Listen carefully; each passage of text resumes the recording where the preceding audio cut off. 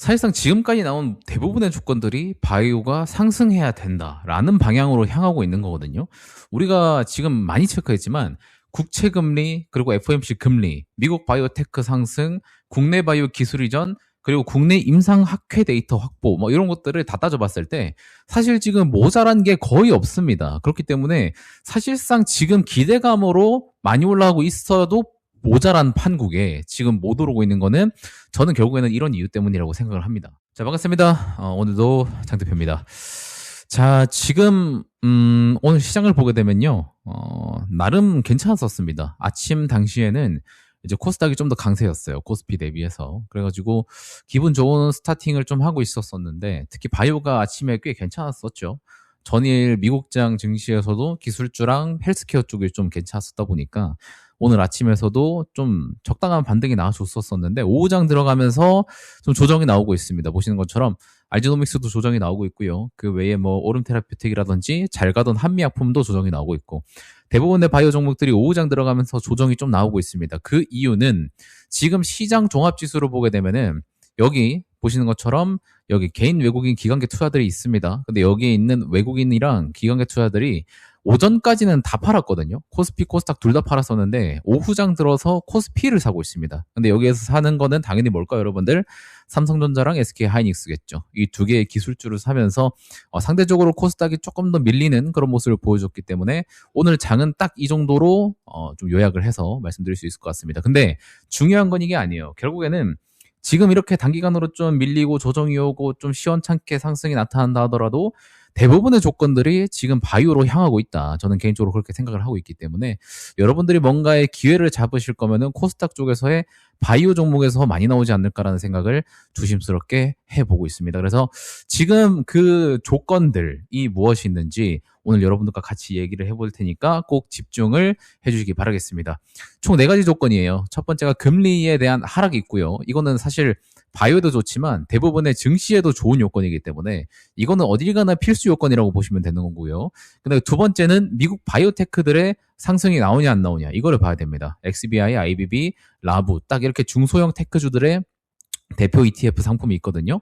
얘네들의 주가 상승이 어떻게 나오는지를 봐야 되고요. 그 다음에 세 번째로 또 중요한 거는 국내 바이오텍들의 기술 이전이 잘 나와주느냐, 후보 물질에 대한, 그냥 파이프라인에 대한 기술 이전도 있지만 플랫폼 딜이 나오냐를 우리가 체크를 해야 되고요.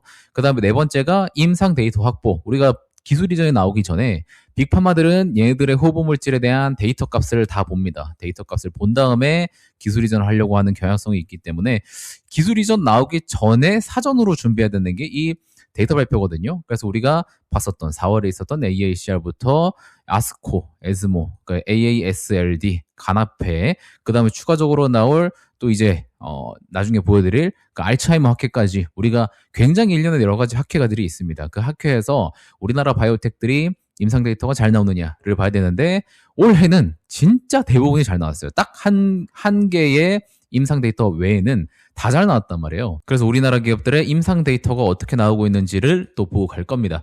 자, 그럼 첫 번째로 이제 금리에 대한 얘기를 먼저 해볼 건데 너무 많이 말씀드려가지고 이제는 귀에 딱지 앉을 정도로 여러분들이 외우셨을 건데 일단 첫 번째가 미국 10년물 장기채 채권 금리입니다.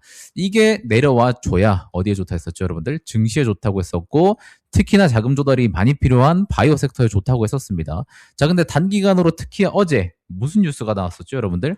미국이랑 이란이랑 휴전을 합의했다라는 뉴스가 어디를 통해서 나왔냐면은 러시아 국영통신사를 통해서 한번 나왔었습니다. 그래서 이게 지금 팩트 체크가 된 건지는 우리가 더 확인을 해봐야 되는데 일단은 휴전을 합의했다라는 보도가 나오면서 유가랑 금리랑 이런 것들이 다 같이 내렸습니다. 그래서 호르무즈 자유통항을 보장시키겠다라는 합의문이 포함되어 있기 때문에 당연히 유가랑 금리가 내릴 수밖에 없겠죠. 자, 그래서 보시면 서부 텍사스산 원유 WTI 같은 경우에는 80불까지 아래로 내려왔죠. 우리가 90불 넘으면 안 된다라고 얘기했을 때가 엊그제 같은데 보시는 것처럼 우측 하단에 보면요. 80불 아래까지 내려와 있는 상태입니다. 그래서 우리가 과거처럼 75불, 60불까지 또 내려가게 된다면은 또 좋은 증시 흐름을 좀 기대를 해볼 수 있을 것 같고 그리고 이 시기 때 우리가 또 봤었던 게 바이오 쪽으로 수급이 잘 들어와 줄 것이다라는 기대감도 충분히 들어올 수 있는 겁니다. 자, 유가가 낮아지다 보니까 여러분들 또 뭐가 낮아집니까? 10년물 국채 금리가 또 또 한 번 낮아졌습니다. 4.7포인트였던 게 4.6포인트 초반까지 낮아졌었거든요. 근데 여기서 더 떨어져야 된다고 했었죠. 제가 말씀드렸었던 장기채 10년물 국채 금리가 어디까지였습니까, 여러분들? 4.5%까지는 떨어져 줘야 된다라고 제가 텔레그램 방에서 많이 말씀드렸었죠. 근데 지금 4.64%입니다. 그렇기 때문에 지금 여러분들이 잠깐 이거 한번 음봉 나왔다고 이제 금리 떨어진다라고 생각을 하시면 안 되고요. 지금 이 국채 금리 10년물이 4.5%포인트까지 떨어지느냐를 한번 1차적으로 확인을 해 줘야 되는 부분이 있습니다. 이것까지 체크를 하시면 될 것 같고요. 근데 일단은 단기적으로 한번 크게 내렸다 보니까 전일 미국장도 괜찮았습니다. 보시는 것처럼 여기 있는 기술주들 좋았고요. 반도체 장비주들 괜찮았었고, 그리고 헬스케어 중에서도 메디신이랑 바이오텍, 그 다음에 신약 개발 기업들 전반적으로 괜찮았었고, 안 좋았었던 섹터를 보면은 에너지입니다. 에너지가 왜 안 좋았게요, 여러분들? 에너지랑 필수 소비재가 안 좋았거든요. 얘네들이 안 좋아지는 이유는 유가나 국채 금리가 떨어져서 그런 겁니다. 오히려 걔네들이 올라야 이쪽 섹터는 더 좋거든요. 그래서 얘네들이 떨어지는 게 우리한테는 좋고요. 이쪽 애들이 오르는 게 우리한테 더 좋은 겁니다. 그래서 어제는 딱 증시의 친화적인 그런 상승과 하락이 나왔었다라고 보시면 되는 겁니다. 이것 때문에 우리나라 오늘 종목들이 좀 상승할 거다라는 기대감이 좀 컸었거든요. 근데 오늘은 우리나라 시장도 좀 혼조세로 마감을 해주려고 하는 상황이다라고 보시면 될 것 같습니다. 자, 그래서 일단 금리 부분에 있어서는 사실 이런 것들을 다 체크를 해봤습니다. 미국 10년물 채권 금리 일단은 4.65%까지 좀 내려와 있는 상태지만은 이게 최종 목표는 어디로 잡아야 된다 했습니까, 여러분들? 4.5%포인트까지 잡아야 된다라는 거, 이것만 일단 여러분들이 1차적으로 기억을 하시면 될 것 같고요. 그리고 단기채 금리를 보려면은 일단 FOMC 금리를 봐야 됩니다. FOMC 금리를 보게 되면은 페드워치 기준상 지금 보시는 것처럼 동결 확률이 일단 2달 정도까지 늘어났어요. 10월까지는 동결할 것 같다라는 확률이 좀 더 우세하고요. 그 다음에는 한 차례 인상시킬 것 같다라고 지금 전망이 나오고 있는데, 중요한 거는 내년까지도 금리 인상을 한 번만 하면 된다라는 뷰가 다시 생기고 있습니다. 원래는 2차례였거든요. 2번 정도 올려야 될 것 같다라고 얘기가 나왔었는데 지금 한 번으로 내려갔단 말이에요. 그 말은 결국에는 단기 쪽으로도 금리를 낮춰야 된다라는 그런 심리가 반영이 되고 있다라고 보시면 되는 겁니다. 그래서 우리가 지금 장기채도 그렇고 단기채도 그렇고 지금 요것도 2번에서 어떻게 변했죠, 여러분들? 한 번으로 변했죠.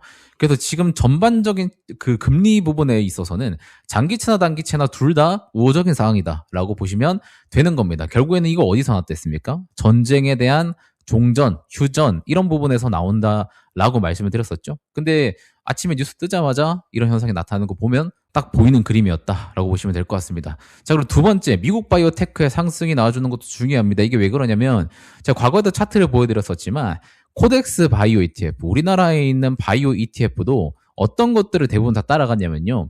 XBI, IBB, 라부 같은 미국에 있는 중소형 바이오텍 ETF 있죠. 걔네들의 차트 흐름을 다 따라간다라고 말씀을 드렸었죠. 그래서 미국에 있는 바이오테크 ETF가 어떻게 올라가는지도 중요한 건데 어제 날짜 기준으로 보시면요. XBI, IBB, 왼쪽이 XBI고요. 오른쪽이 IBB거든요.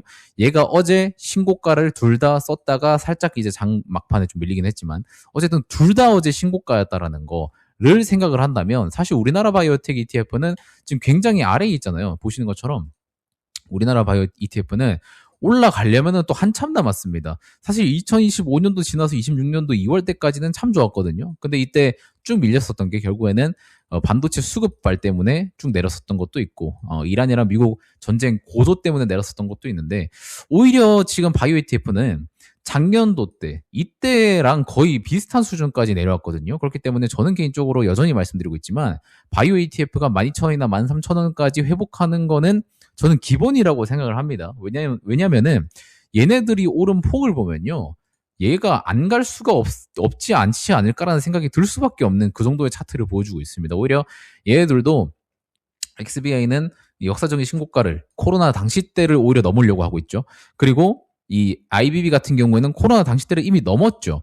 미국 바이오텍들은 이미 코로나 때보다 바이오 종목들의 상승률이 더 높습니다. 현재 기준으로는.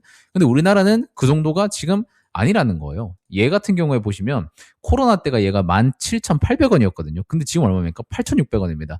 한참 못 미치는 수준까지 내려와 있기 때문에 여기에 키 맞추기가 조금 빨리 가줘야 되지 않을까라는 생각을 하고 있다라고 말씀을 드릴 수 있을 것 같습니다. 자, 그래서 미국 바이오테크 상승은 잘 나오고 있고 오히려 얘네들은 역사적인 신고가를 써주고 있는 부분이다. 그렇기 때문에 역사적인 신고가 띄우고 있다라고 보시면 되는 거고, 이게 일부 정도는 우리나라 바이오텍도 따라가줘야 되는데 지금 못하고 있기 때문에 사실 상승 재료로서는 남아있는 재료라고 우리가 볼 수 있겠죠. 수급 정도로는. 그리고 세 번째, 국내 바이오 기술 이전 대형 플랫폼들인데, 이건 제가 예전에 그 사진으로 정리해드린 적이 있죠. 알테오젠의 기술 이전, 그리고 한미약품의 기술 이전, 중간중간에 있는 큐라클 맵틱스, 아리바이오, 오스코텍, 제노스코의 기술 이전, 이런 것들을 봤을 때 우리나라에서도 지금 총 도합 규모로 치면은 얼마냐면은 16조 4,555억 원까지 계약을 했습니다. 작년이 21조라고 했었죠. 자, 근데 지금 16조까지 채운 겁니다. 그러면 이제 남은 규모가 5조 정도 남아있는 겁니다. 이 정도면은 플랫폼 딜 한 건에서 두 건 정도랑 파이프라인 딜 한 건에서 두 건 정도 나오면은 충분히 작년 기준으로는 더 넘는 수준이거든요. 근데 지금 이제 8월 다 끝나가고 9, 10, 11, 12, 총 4개월이 남아있는 시점이기 때문에 저는 충분히 추가 계약 더 나올 수 있다라고 보고 있습니다. 그래서 중요한 거는 우리나라 바이오텍들의 계약이 더 나와주는 게 중요하지만, 여기서 더 중요한 거는 알테오젠처럼 무슨 계약이 나와야 된다? 플랫폼 계약이 나와야 된다고 했습니다. 최근에 나왔었던 한미약품 같은 경우에도 후보물질에 대한 계약이에요. 규모가 꽤 크긴 하죠. 3조 2천억 원짜리의 계약이기 때문에 규모 자체로 두면은 큽니다. 자, 근데 지금 우리나라에서 기대감이 많이 포진되어 있는 산업 섹터는 후보물질만 계약하는 게 아니라 결국에는 플랫폼 계약을 해서 그 회사 자체의 기술력을 인정받는 것이 더 큰 과제로 지금 시장에서 자리 잡고 있기 때문에, 지금 한미약품이 뭐 한 3조 2천억 원의 이런 기술 이전을 가져와도 지금 바이오텍들이 전반적으로 뭐 폭발적인 추세 상승이 나왔다라고는 지금 볼 수가 없잖아요. 그 이유는 결국에는 플랫폼 계약이 나오지 않았기 때문이에요. 지금 시장에서는 후보 물질보다는 얘를 더 많이 보고 있습니다. 그래서 플랫폼 계약이 나와줘야 된다라는 조건 하나가 추가적으로 붙는다는 거죠. 규모상으로는 전혀 문제가 없어요. 근데 계약상으로는 살짝 플랫폼에 대한 기술 이전, 이게 조금 아쉽다라는 부분이 있다라는 겁니다. 자, 그리고 임상 데이터 확보. 우리가 AICR, 아스코 뭐 이런 여러 가지 큰지각한 학회를 지나오면서 데이터가 잘 나왔었던 것을 올해 많이 경험을 했습니다. AACR에서는 사실 HLB의 베리스모, 그리고 오름 테라퓨틱, 알지노믹스 여러 가지 회사들의 발표를 받고, 그리고 아스코에서도 D&D 파마텍의 DD01 그런 임상 데이터 발표를 봤을 때 우리나라가 과거 대비해서 현재 기술력이 많이 올라왔고 진보되어 있다는 것을 볼 수 있는 상황인데, 이러한 데이터를 기반으로 뭘 해야 됩니까? 대형 플랫폼 딜을 가져와줘야 됩니다. 근데 지금 그게 안 나오고 있어서 시장에서는 아쉬움을 많이 토로하고 있다고 보시면 되는 거고, 앞으로 남은 게 에스모랑 AASLD, 여기에 플러스 알츠하이머, 저는 이게 좀 중요하다고 생각이 되는데요. 왜냐면 여기에 있는 아리바이오가요, 알츠하이머 임상 3상 데이터를 발표합니다. 근데 이게 빅파마랑 임상을 진행한 게 아니라 자체 신약으로 임상 상상을 진행을 하는 거거든요. 그렇기 때문에 요거에 대한 데이터가 나오면서 또 우리나라 바이오텍들의 주가 격변이 시작될 수 있다고 생각이 드는데, 중요한 거는 우리나라에 있는 알츠하이머 에셋을 가지고 있는 종목들 있죠. 걔네들한테 굉장히 더 중요한 시기라고 저는 개인적으로 보여집니다. 에셋을 가지고 있는 기업으로는 D&D 파마텍 파이프라인 중에 NLY01이라는 파이프라인이 있습니다. 이 파이프라인이 하나 있고, 알지노믹스의 RZ003 파이프라인이 하나 있죠. 그리고 아직 비상장주긴 한데 국내에 아델이라는 기업이 사노피로 기술 이전한 알츠하이머 파이프라인이 있습니다. 이런 기업들한테 굉장히 또 중요한 시기라고 저는 개인적으로 생각이 듭니다. 이 아리바이오의 임상 3상이 어떤 데이터를 발표를 해주냐에 따라서 약간 좀 이 같은 동일 파이프라인의 기업의 주가도 좀 변동성이 나와줄 거라고 생각을 하고 있는데, 어쨌든 지금 데이터 발표 기준으로는 올해 남은 것 중에 제일 중요한 게 요 파이프라인이다라고 저는 개인적으로 생각을 하고 있습니다. 그래서 앞으로 나오는 보르노이의 폐암 데이터도 있고, 유한양의 랭라자 데이터도 있고, 에스모에서 나올 리가캠바이오, ABL바이오, 에임드바이오, 뭐 큐리언트, 앱클론 이런 데이터도 있는데, 여기 있죠. 알츠하이머 임상, 아리바이오 임상 3상에 대한 발표 데이터. 이게 일단 저는 올해 중에서는 제일 큰 이벤트가 되지 않을까라고 좀 개인적으로 생각을 해보도록 하겠습니다. 뭐 일단은 시장에서 기대하는 그 기대치가 아이바이오에서 나오는 게 어느 정도 수준일지는 모르겠지만, 일단 저희가 생각하는 것보다 엄청 크지는 않는 것 같습니다. 왜냐면 얘가 이제 소록수를 통해서 그 우회 상장을 했거든요. 우회 상장을 하다 보니까 이게 참 아이러니한 거죠. 왜냐면 글로벌 임상 3상까지 할 정도의 기업이면은 이제 직상장하겠죠. IPO를 한다고 얘기를 할 텐데 지금 기술특례 상장 3번을 과거에 반년을 먹었어요. 그래서 이 부분 때문에 우회 상장을 하는 거거든요. 근데 소룩스가 저거예요. 전구 만드는 회사입니다. 전구 만드는 회사를 인수를 해가지고 우회 상장을 하는 거기 때문에 살짝 조금 이게 좀 뭐라 해야 될까요? 살짝 조금 그렇다라는 얘기가 좀 나오긴 합니다. 그래서 여기에 대한 노이즈가 조금 있긴 한데 사실 임상 데이터만 잘 나오면은 그런 거 다 상관없습니다. 그래서 그 부분까지 우리가 체크를 해볼 부분이 있다라는 거를 말씀을 드려보도록 하겠습니다. 자, 그래서 지금 이제 사실 우리나라 바이오텍들이 주가가 좀 더 올라가 줘야 되는 타이밍까지 왔고 조건 같은 것들도 대부분 다 갖춰져 있고 임상 데이터는 물론이고 기술 이전도 잘 나와주고 있지만 플랫폼 기술 계약이 한 건 안 나와준다는 게 사실 좀 아쉬운 부분이 있다라는 것만 여러분들 일단 체크하고 가시면 되겠습니다. 앞으로 이제 8월 말 다 되고 이제 9월 달이니까 9월 달 진입하고 이제 10월 달 가면 갈수록 기술 이전에 대한 기대감은 더 고조가 될 거고 그리고 내년 1월에 있는 JP모건 헬스케어 컨퍼런스도 기대를 하면서 연말에는 항상 바이오가 주가 추세가 나름 양호했기 때문에 또 연말 가면서 계속해서 기대를 걸어보도록 하겠습니다. 자, 그럼 오늘 영상은 여기서 마무리를 해보도록 하겠고요. 전 다음 영상에서 여러분들 만나뵙도록 하겠습니다. 여기까지 보셨다면 구독, 좋아요, 그 다음에 댓글까지 남겨주시면 너무 감사드리도록 하겠습니다. 다음 영상에서 뵙겠습니다. 고맙습니다.